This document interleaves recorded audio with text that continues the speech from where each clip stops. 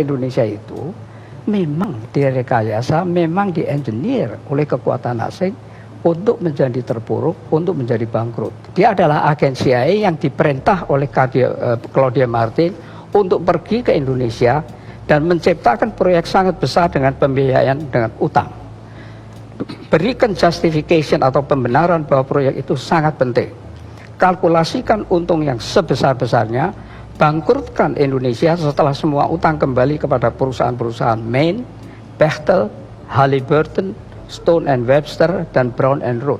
Rupiah ini akan merosot terus menerus sampai tidak ada batasnya, kecuali kalau ada pimpinan nasional yang sangat kuat mengerti persoalan dan berani membalikkan itu. Nah, sekarang akan saya jelaskan secara padat untuk menjadi bahan diskusi. Pertama-tama, saya ingin mengadakan perbandingan dengan beberapa negara tetangga. Itu pun saya pilih, bukan ASEAN sembarang, saya pilih saja ya. Per 31 Desember 1970 sampai hari ini, ya, Singapura dolar 19 tahun 70 itu 1 US dollar 3 dolar. Sekarang 1,3, jadi mengalami apresiasi, mengalami penguatan 57%. Malaysia dari 3 dolar menjadi 3,93, mengalami depresiasi 31%. Lalu Thailand dari 21 menjadi 31,86, mengalami depresiasi 52%. Filipina dari 6 peso menjadi 51,9, mengalami depresiasi 756%. Indonesia 363 rupiah per US dollar. Sekarang 14.000, mengalami depresiasi 3.757%. Kalau sepanjang 48 tahun seperti ini, mengapa selanjutnya tidak, gitu kan? Nah, kalau menurut pendapat saya selanjutnya akan demikian terus. Oleh karena apa? Oleh karena masalahnya bukan hanya masalah ekonomi, tadi sudah jelas masalah ekonominya. Tetapi kok masalah ekonomi soal ekspor segala macam kok seperti itu bagaimana? Apakah bangsa kita bodoh? Apakah kita tidak mempunyai elit yang bisa berpikir? Ataukah bagaimana sebetulnya? Nah, ini yang sempat saya pelajari, kecuali saya pelajari, saya sangat beruntung bersama-sama dengan yang pernah di pemerintahan. Karena selama saya di pemerintahan, apa yang saya pelajari sebelumnya itu saya hadapi sendiri. Saya hadapi sendiri bahwa Indonesia itu memang direkayasa, memang di-engineer oleh kekuatan asing untuk menjadi terpuruk, untuk menjadi bangkrut. Sekarang saya ingin mengutip beberapa hal yang ditulis oleh bukan orang sembarangan, Dr. Bradley Simpson, Direktur Arsip Nasional Amerika Serikat yang punya akses terhadap dokumen-dokumen otentik asli semua ya. Dia dikutip oleh macam-macam orang, saya akan menyebut 3 yang semuanya menyebut, yaitu Jeffrey Winters, Bradley Simpson sendiri yang melakukan penelitian, plus wartawan sangat terkenal John Pilger. Sejak tahun 1967, bulan November 1967 diadakan konferensi di Jenewa, diprakarsai dan dibiayai oleh Time Life Corporation. Di sana delegasi Indonesia dipimpin oleh Pak Sultan Hamengkubuwono ke-9 dan Pak Adam Malik. Mereka adalah pimpinan yang tertinggi untuk kalau tidak mereka tidak mau bicara. Tetapi di bawahnya itu kan tim ekonomi, karena yang dibicarakan ekonomi itu lengkap sekali. Wijoyo, Didi Sastro, Muhammad Sabti, Subroto, Emil, semuanya lengkap dan sudah menteri semua. Tetapi counterpartnya tidak ada menterinya. Counterpartnya itu Bank Dunia, IMF, Bank Pembangunan Asia, dan pengusaha-pengusaha besar raksasa di bawah pimpinan David Rockefeller. Nah, kemudian sebelum itu nanti saya ulas peran CIA. CIA mempunyai salah satu pemimpin wanita yang namanya, atau eksekutif wanita yang namanya Claudia Martin. Claudia Martin memberi perintah kepada John Perkins, seorang pegawai dari perusahaan swasta di Portland, yang namanya perusahaan itu Main, MIN. Tapi itu cuma kedok. Dia adalah agen CIA yang diperintah oleh Claudia Martin untuk pergi ke Indonesia dan menciptakan proyek sangat besar dengan pembiayaan dengan utang.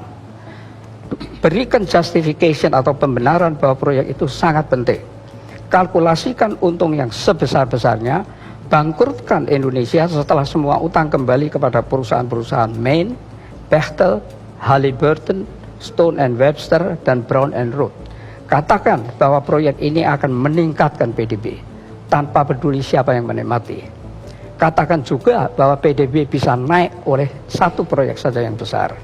Oleh karena definisinya memang demikian. Buat pengusaha yang terkait senang dengan memberikan komisi, imbalan lain, dan kenikmatan-kenikmatan lain, antara lain fallback position. Kalau kesulitan di Indonesia akan ditampung di IMF, World Bank, dan sudah ada buktinya kan. Ya. Nah kalau utang menjadi permanen dengan cari lubang tutup lubang, Indonesia akan menjadi target yang empuk kalau Amerika Serikat membutuhkan favors, termasuk basis-basis militer, suara PBB atau akses pada minyak, dan sumber daya alam lainnya. Yang mengatakan ini semua bukan saya.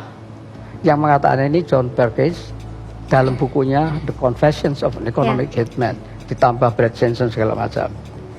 Maka kenyataannya apa? Kenyataannya sejak itu terjadi hal yang sangat aneh. Bagaimana ekonom-ekonom yang begitu hebat bisa melakukan hal-hal seperti ini? Sejak 67, ya, utang itu tidak disebut loan, akan tetapi disebut bantuan, aid. Ya.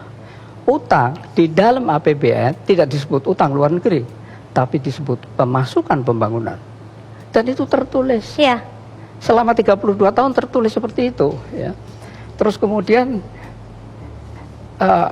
nanti saya, nah terus dalam konferensi Jenewa November 67 itu sudah semuanya sudah dihabisin. Kita bicara Freeport seolah-olah baru belakangan. Tapi dalam konferensi November 1967 mereka mengatakan dalam 3 hari Indonesia sudah diambil alih oleh 5 kamar industri, jasa, dagang. Tapi yang penting-penting saya kemukakan, ketika itu Freeport sudah mendapat bukit di Papua Barat. Sebuah konsorsium Eropa mendapat nikel di Papua Barat. Alcoa mendapat bagian terbesar dari boksit Indonesia. Sekelompok perusahaan-perusahaan Amerika, Jepang, dan Prancis mendapat hutan tropis di Sumatera, Papua Barat, dan Kalimantan. Nah, sekarang solusinya bagaimana? Kalau kita mau mencari solusi, kita mesti membedakan antara 2 hal, yaitu keunggulan itu ada 2, keunggulan komparatif atau keunggulan kompetitif. Keunggulan kompetitif itu adalah kemampuan untuk berkompetisi ceteris paribus sama 2 negara, tapi yang satu lebih bisa. Kompetitif kita tidak punya. Tadi sudah disebut, kita tidak punya itu sama sekali pada umumnya, tidak pernah punya. Dibuat sampai tidak punya, atau memang tidak mampu betul, saya tidak tahu. Jadi ini memang dibuat terus, menerus, seperti yang saya katakan tadi, supaya terjerat, supaya menjadi target, karena Indonesia ini besar dan kaya. Nah sekarang tadi saya baru bicara mengenai komparatif dan kompetitif. Ya. Kompetitif tidak mampu, sebabnya perlu kita cari kenapa kok tidak mampu. Nah kalau komparatif itu karena tidak ada usaha manusia. Secara natur, secara alamiah Indonesia itu sudah diuntungkan. Jadi secara perbandingan sumber daya alam, dan ini yang aneh, mengapa diberikan kepada asing? 90% tadi seperti yang dikatakan. Jadi solusinya bagaimana? Solusinya nomor 1, mesti berani berbicara dengan negara kreditor, rescheduling atau haircut. Tidak mau perang, tapi bicaranya cukup keras, argumentatif, umumkan di seluruh dunia. Itu 1. Kedua adalah mengenai kontrak dari sumber daya alam mineral yang mahal. Kalau sudah habis ya habis. Pergilah, kami bisa mengelola sendiri. Kenapa setiap kali habis takut mengambil alih?